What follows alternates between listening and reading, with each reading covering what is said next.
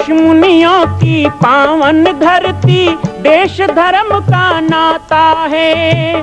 कहते सारे लोग यही हैं, गो हमारी माता है।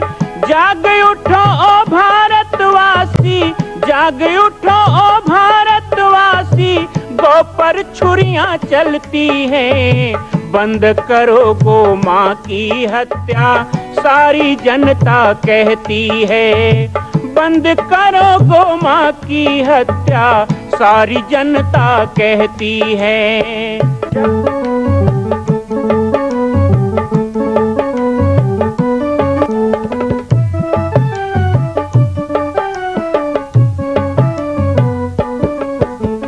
जगह जगह पर बूचड़ खाना, लाखों गौएं कटती हैं।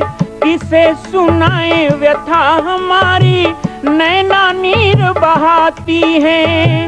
रक्षा करना गौ माता की, रक्षा करना गौ माता की, गीता ज्ञान सिखाती है।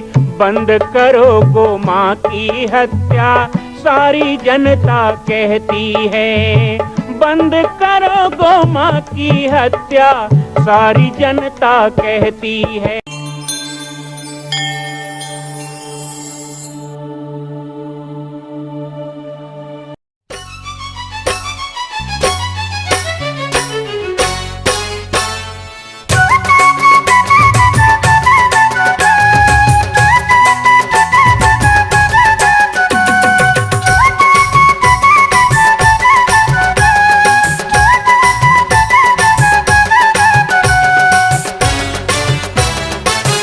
जय श्री राम, जय गो माता, जय गोपाल।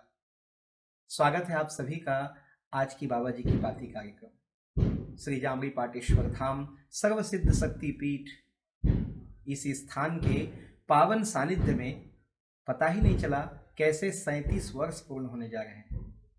आज से 37 वर्ष पहले माघ पूर्णिमा 1986 को इसी धुनी मैया की गोदी में पूज्य गुरुदेव भगवान ने इस दास को मंत्र दीक्षा प्रदान किया, और इसीलिए माघी पूर्णिमा को सभी भक्तजन हमारा जन्म दिवस भी मनाते हैं।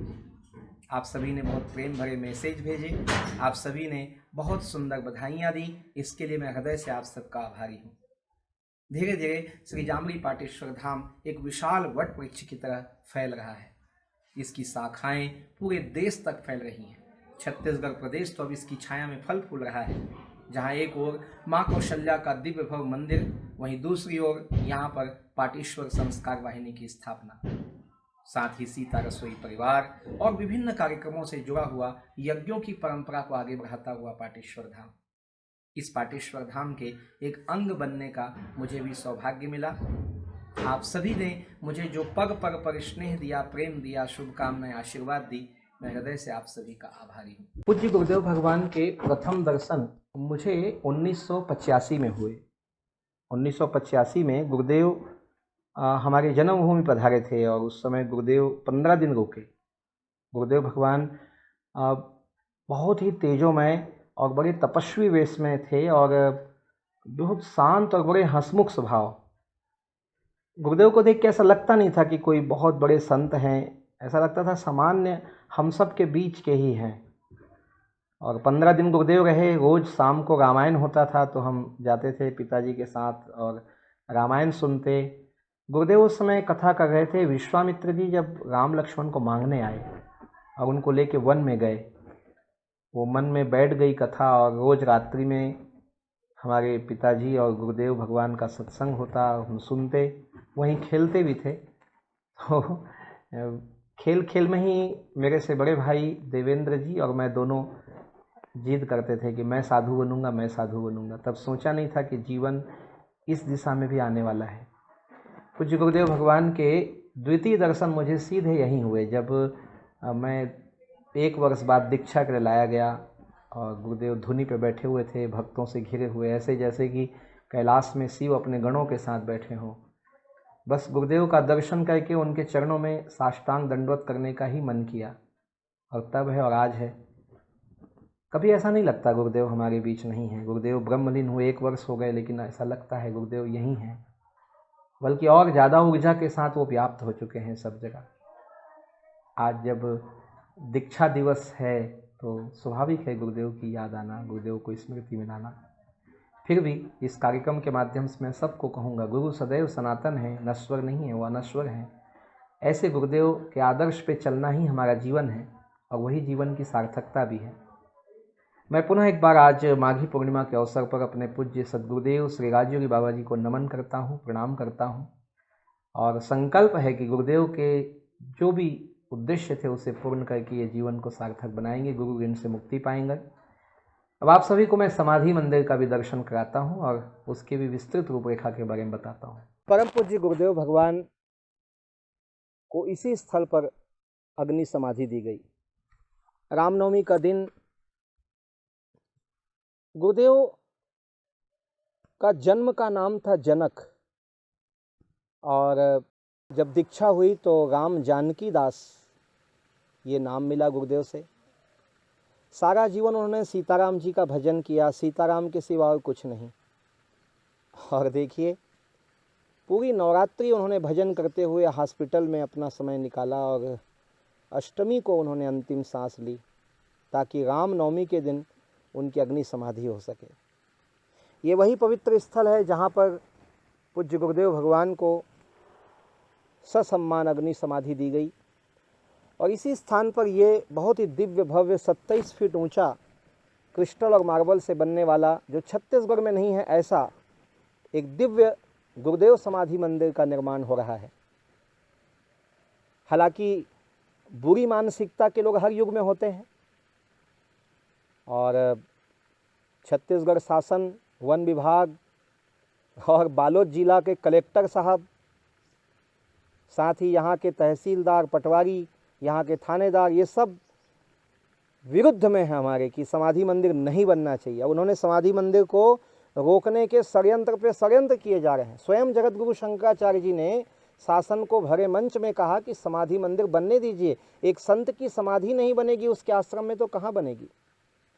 आज छत्तीसगढ़ में हजारों लाखों फॉरेस्ट भूमि में जगह है और पूरा पाटेश्वर धाम फॉरेस्ट भूमि में है, लेकिन ये 18 बाई 18 का समाधि मंदिर नहीं बन देंगे, ऐसा ये यहाँ के जो जिलाधीश हैं, कलेक्टर हैं और साथ ही यहाँ के जो मुख्यमंत्री साहब हैं, सबका राय है। हम तो एक बार फिर से चाहेंगे कि आप लोग समाधि मंदिर बनने दीजिए, क्योंकि रामनवमी के दिन इस समाधि मंदिर का लोकार्पण होगा। ये समाधि मंदिर गुरुदेव को हम समर्पित करने वाले हैं। अभी कहा गया है शिवरात्रि तक रुक जाइए, कोई बात नहीं, लेकिन यदि ऐसा नहीं हुआ तो हम पूरे भक्तों और शिष्यों को अपना रौद्र रूप दिखाना होगा और गुरुदेव के लिए एक बार खुल के सामने आना पड़ेगा और रामनवमी तक तो हम समाधि मंदिर बना के रहेंगे। पूज्य गुरुदेव भगवान की यहाँ पादुका स्थापित होगी और जिन्होंने अपना दधीची की तरह तिल तिल जलाकर अपना जीवन दिया और इस पूरे जंगल को मंगल किया और पूरे छत्तीसगढ़ नहीं पूरे भारतवर्ष में लाखों लोगों को चेतना दी, ऐसे गुरुदेव भगवान का दिव्य समाधि मंदिर यहाँ पे बनेगा। आप सब लोगों को चाहेंगे कि इस धर्म युद्ध में आप हमारे साथ रहें। माघी पूर्णिमा महोत्सव में आप सभी का स्वागत है। श्री जामरी पाटेश्वर धाम में विगत कितने वर्षों से माघी पूर्णिमा का आयोजन हो रहा है? लगभग 45 वर्षों से। इस वर्ष भी चूँकि माघी पूर्णिमा में हम यहाँ महायज्ञ का आयोजन करते हैं, लेकिन इस वर्ष महायज्ञ का आयोजन ना करते हुए हम माघी पूर्णिमा में 2 दिवसीय रंगारंग मानस गान एवं सांस्कृतिक संध्या का आयोजन कर रहे हैं। हमारे छत्तीसगढ़ की पारंपरिक लोक नृत्यों को यहाँ आमंत्रित किया गया है। बालोद जिला में पहली बार बैगा नृत्य का आयोजन होने जा रहा है। आप सभी को बता दें कि कल 5 फरवरी को यहाँ पर बहुत ही सुंदर कार्यक्रम होगा।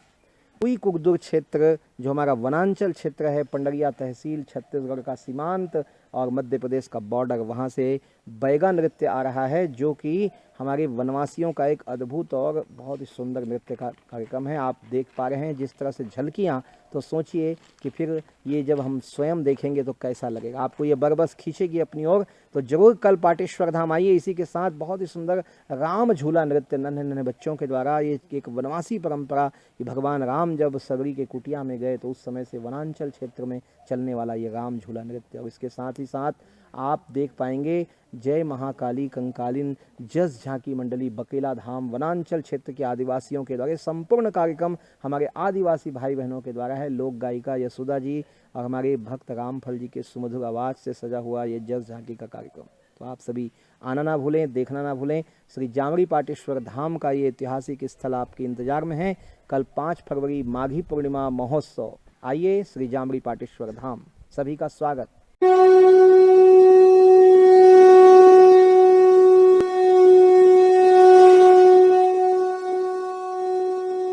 कौशल्या की पावन जन्मभूमि छत्तीसगढ़ प्रांत में बालोद जिला में स्थित है श्री सर्वसिद्ध शक्तिपीठ जामड़ी पाटेश्वर धाम।